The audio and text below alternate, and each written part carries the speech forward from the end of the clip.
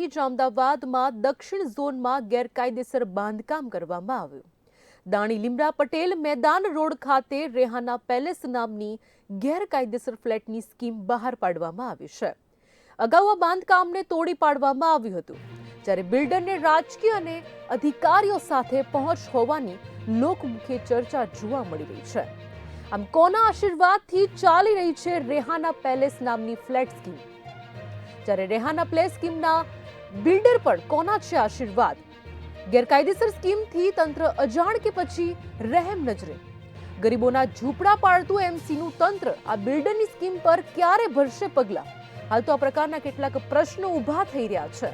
જ્યારે કહી શકાય કે ગેરકાયદેસર બાંધકામને લઈને એમસી ઉપર પ્રશ્નો ઊભા થઈ રહ્યા છે. અમદાવાદમાં દક્ષિણ ઝોનમાં ગેરકાયદેસર બાંધકામ કરવામાં આવ્યું છે. દાણી લીમડા પટેલ મેદાન રોડ ખાતે રેહાના પેલેસ નામની ગેરકાયદેસર ફ્લેટની સ્કીમ બહાર પાડવામાં આવી છે. મહત્વનું છે કે અગાઉ આ બાંધકામને તોડી પાડવામાં આવ્યું હતું, જ્યાં બિલ્ડરને રાજકીય અને અધિકારીઓ સાથે પહોંચ હોવાની લોકમુખે ચર્ચા જોવા મળી રહી છે. કોના આશીર્વાદથી ચાલી રહી છે રેહાના પેલેસ નામની ફ્લેટ સ્કીમ? જ્યારે રેહાના પેલેસ સ્કીમના બિલ્ડર પર કોના છે આશીર્વાદ? ગેરકાયદેસર સ્કીમથી તંત્ર અજાણ કે પછી રહેમ નજરે? ગરીબોના ઝૂંપડા પાડતું એમસીનું તંત્ર આ બિલ્ડરની સ્કીમ પર ક્યારે ભરશે પગલાં?